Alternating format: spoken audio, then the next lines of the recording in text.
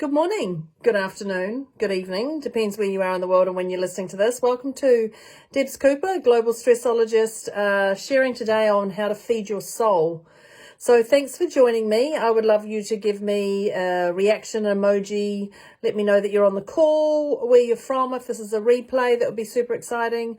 I love knowing where you are around the world and seeing the countries that are having the opportunity to see this. Thank you for joining me. So today's one is an interesting one that has come about, and I'm going to talk about how to feed your soul.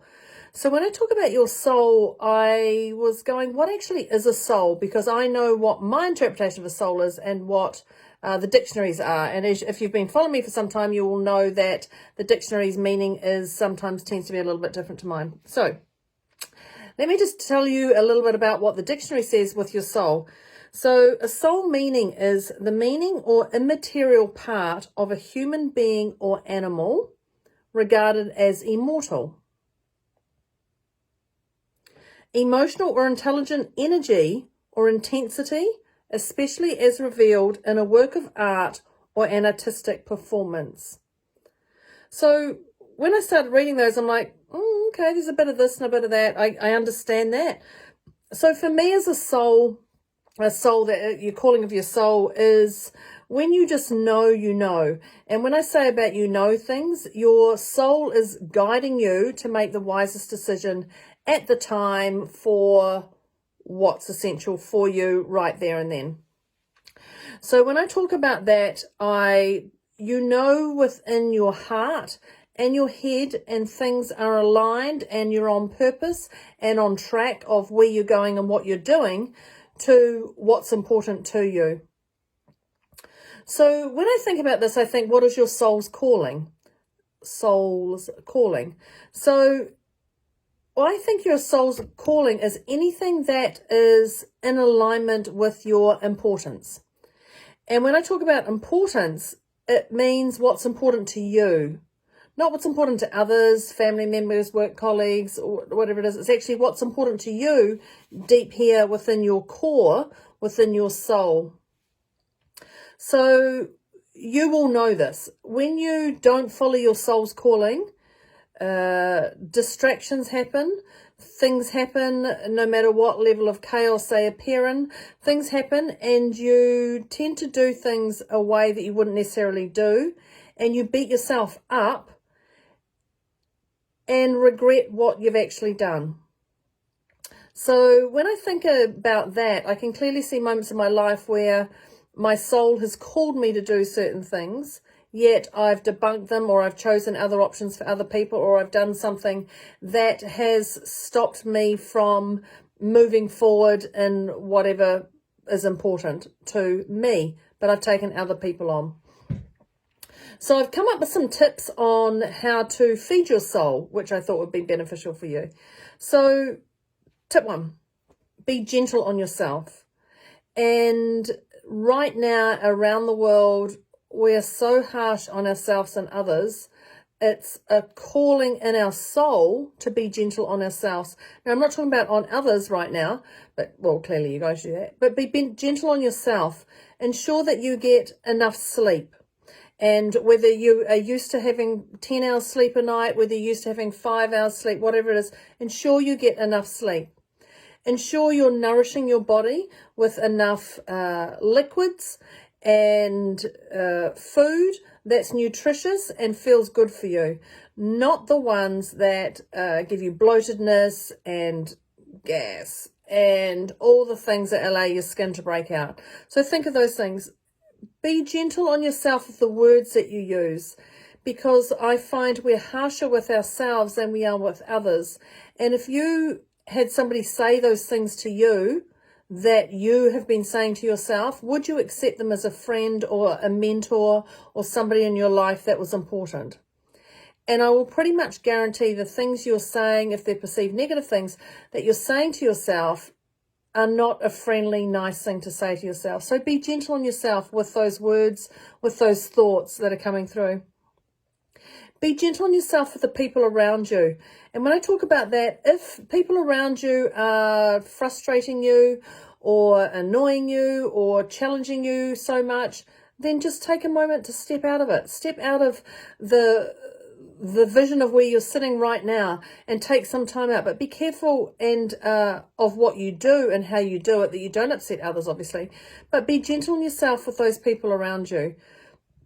So be gentle on yourself with your comfies. And when I say your comfies, you know, those nice scrummy things that give you warmth. And so when I was thinking about my comfies, like my slippers or your favorite clothes or a sweatshirt that you wear or something like that, or a hot water bottle or cold water on a hot day, or red lipstick. What are those things that give you a comfort zone and a comfy that makes you feel lovely? Moisturize your body, a tan, any of these things, washing your hair. What are those things? So be gentle on yourself.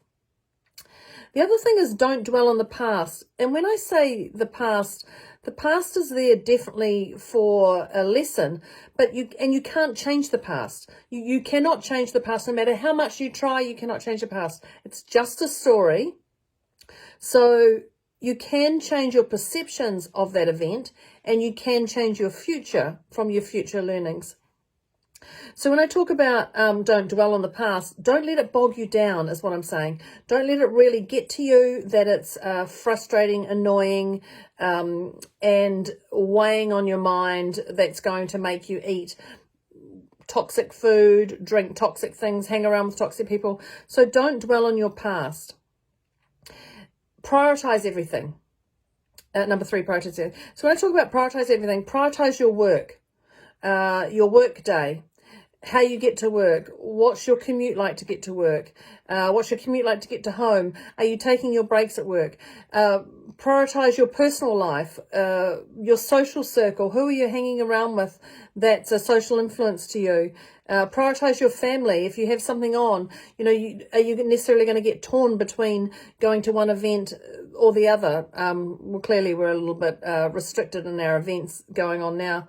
You know, ensure that you get enough exercise. And this is all starting about your prioritize everything. So ensure you get enough exercise. And, you know I mentioned the food before, but ensure that you're eating something that actually makes you feel great.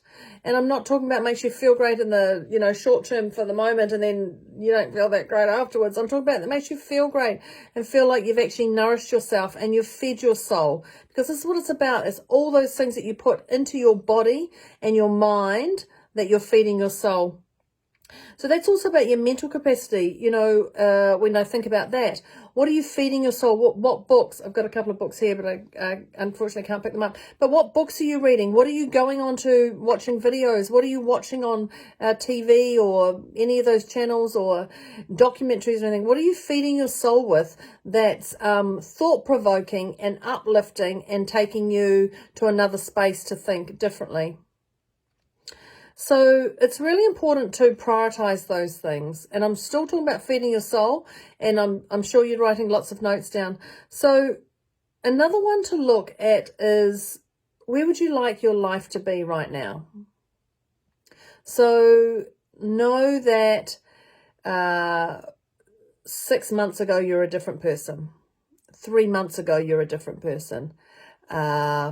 A year ago, you're a different, but 10 years ago, 5 years ago, whatever, you're a different person yesterday than you are today. You may not think it, but you may have had different sleep patterns. You may have eaten something different. Somebody may have said something. You've read something.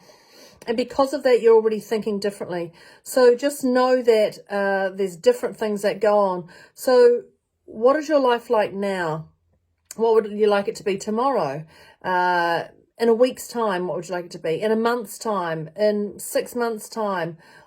Visualize what you would like your life to be like. And when I think about that, you know, I would go up to 2 years just to start getting the momentum going.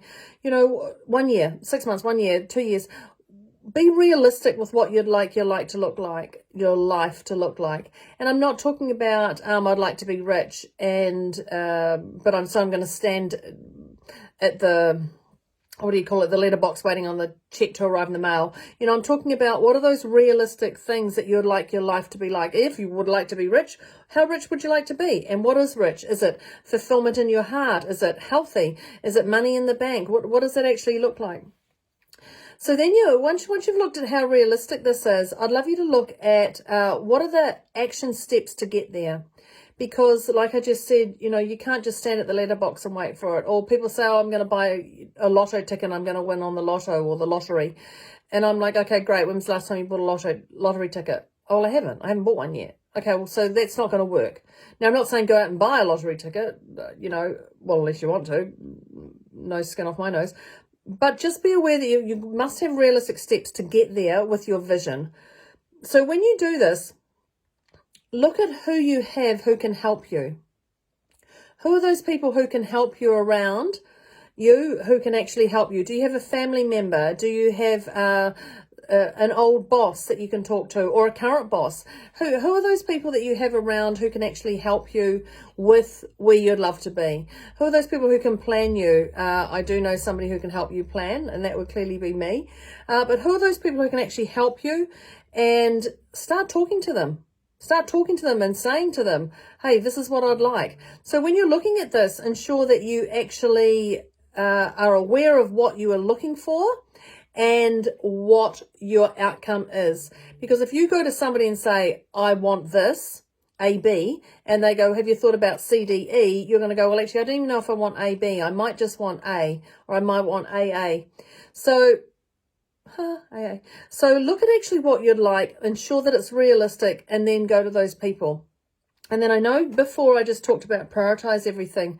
So ensure that you prioritize this action of where you'd like your life to be. If it's talking about doing a vision board, if it's talking about putting time in your diary to do something, if it's talking about connecting with somebody every day, if it's talking about doing exercise, put it in your diary and follow through. And so it's really important to take action on any of your thoughts, because otherwise they're just sitting inside your head.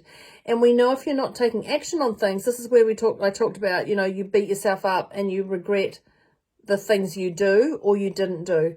So this is all around feeding your soul. And I trust that you're actually getting this now, going, yes, I get that, I get that, I get that. And the last one I'm going to say for feeding your soul is let the unknown go. So when I say let the unknown go, we can't predict everything's going to happen the way we want it.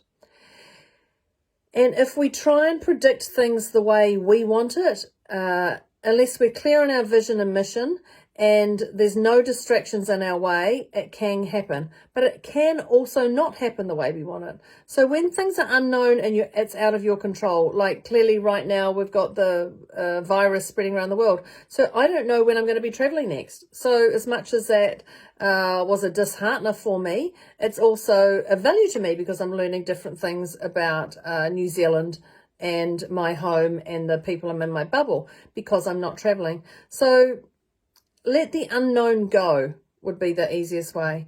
And our unknown and our uncertainty comes from a sense that we've seen something or we've heard something that's happened to us or others. And so it's all about our past memories and our past experiences.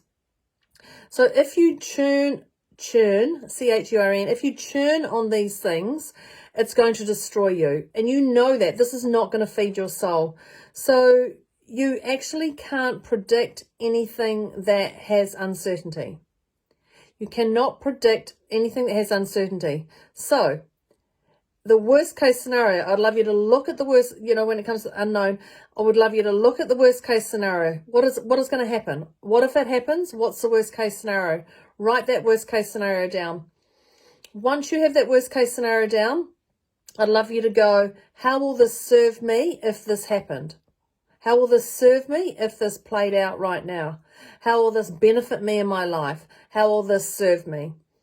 Then, how will it serve those who will be affected by it? So it could be a partner, it could be a work colleague, it could be a relative, it could be a friend. So how does it serve them if the worst case came out? And I would love you to do 20 of each, how it serves you, and 20 of how it serves others, just to have a shift in your mind to know that the worst case isn't necessarily the worst case. It's just a case. So when you let that angst go, this is how you feed your soul. You're replacing the weeds in your mind with flowers. You're replacing the chaos in your body with nourishing thoughts. So that's it. That's it. That is how to feed your soul. If you have any questions, let me know. If you would like to type a comment here, send me a private message. I welcome those. Thank you very much for joining me. I will see you next week. Over and out from New Zealand. How to feed your soul. Bye.